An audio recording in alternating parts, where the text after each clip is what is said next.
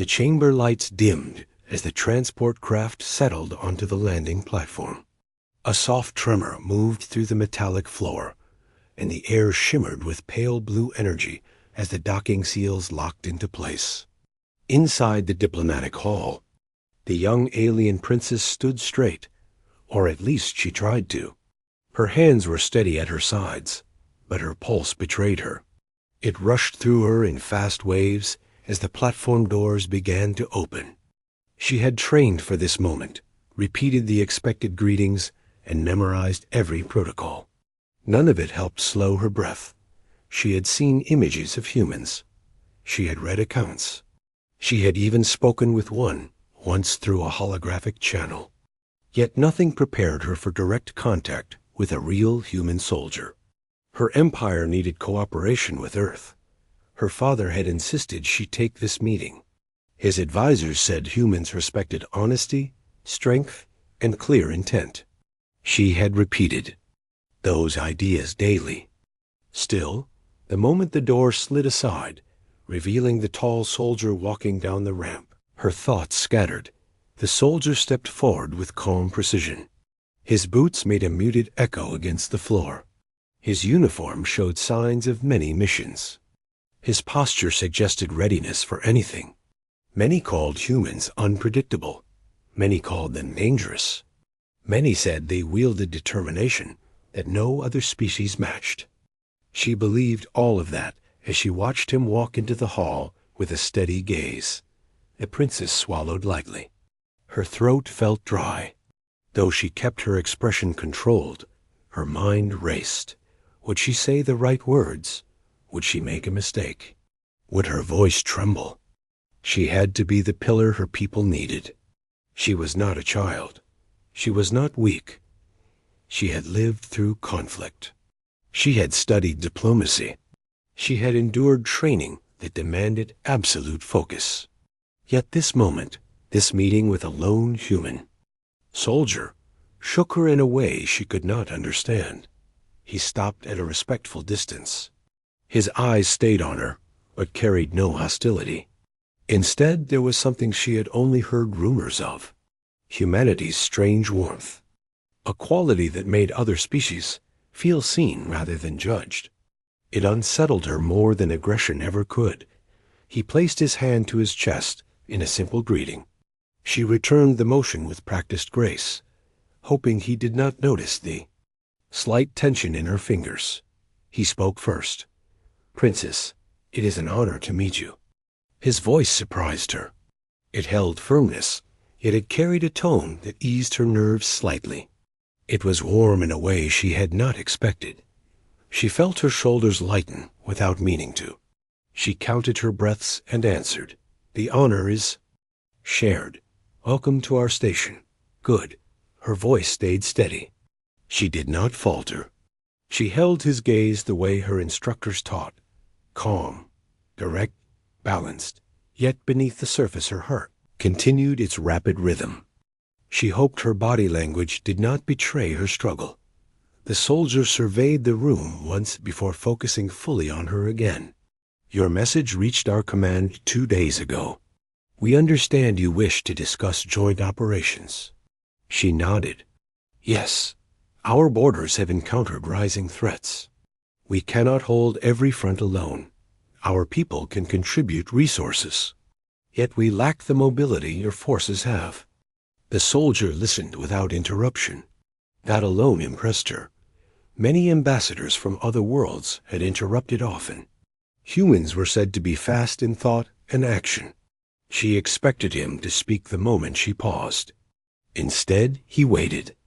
With patience that eased her worry further, she continued, "Our scouts report unknown fleets gathering near the outer rings. If conflict returns, it will not be contained. Cooperation is necessary." He tapped a small device on his wrist, then lowered his arm. "I was briefed on the situation, but hearing it from you gives much-needed clarity." Her breath caught. For a moment, she had not expected such a direct acknowledgement. She gathered herself before replying. "I appreciate your willingness to listen." He gave a faint nod. "It is my duty, And more importantly, it is the right thing to do. The sincerity in his tone struck her deeper than she expected. She forced herself to remain composed. She could not allow her inner reactions to show. They crossed the hall toward the central table.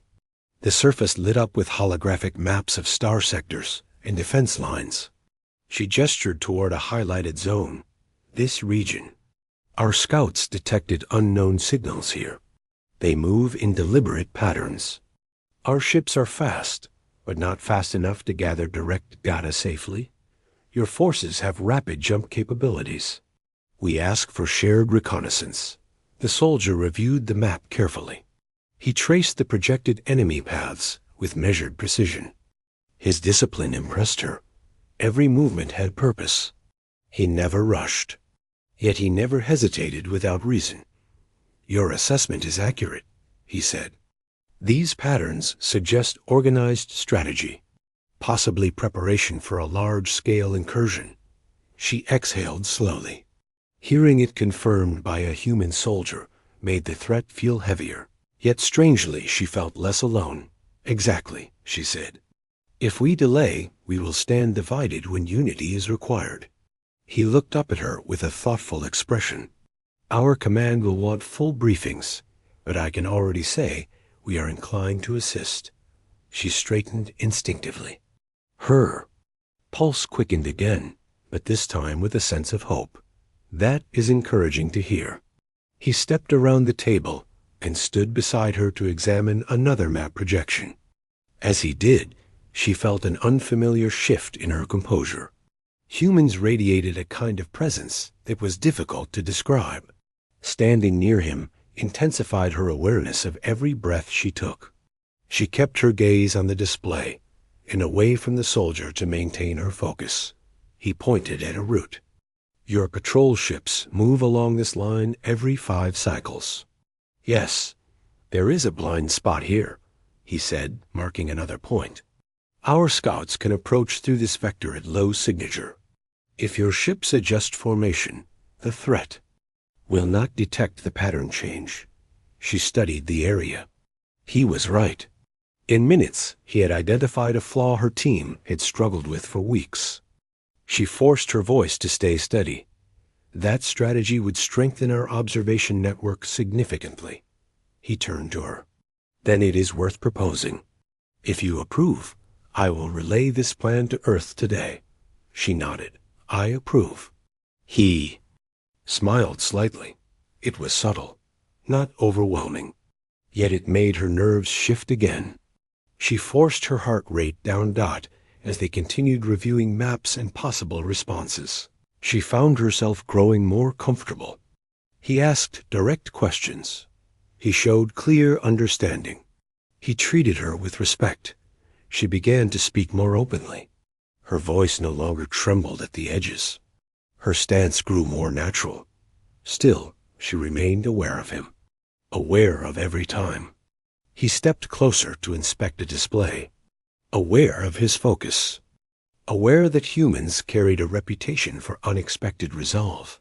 Many called them fierce. Others called them frightening. But standing near the soldier, she sensed something different. It was not danger. It was strength shaped by discipline. At one point he asked, Princess, may I ask something unrelated to strategy? She felt a sudden jolt of nerves, but kept her posture firm. You may. You seemed tense when I arrived. Was my presence troubling? Her breath caught again. She fought an urge to retreat. Honesty was a human value. She reminded herself. I was not troubled, she said slowly. Only uncertain. This meeting carries great weight. I wished to represent my people well.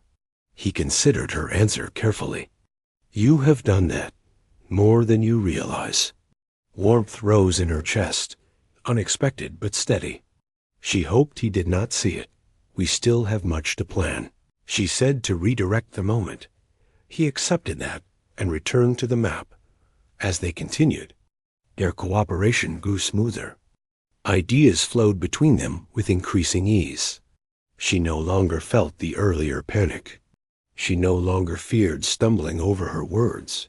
She felt almost calm. After several hours, they finalized a coordinated plan. The soldier saved the data to his device and powered down the holographic displays.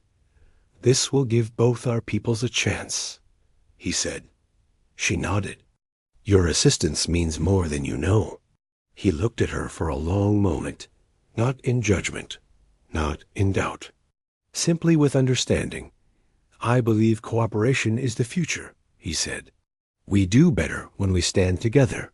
She felt a small shift within her, something steady and warm. "We do," she agreed. As they walked back toward the entrance, she realized her steps were lighter. Her breath was calmer. The meeting she had feared became something she valued deeply. She understood now why so many spoke of humans with respect. They were unpredictable, yes, but also sincere, direct, capable of loyalty that changed entire star systems. The soldier reached the ramp of his transport craft and turned to face her one last time. "I will return soon with command approval," he said.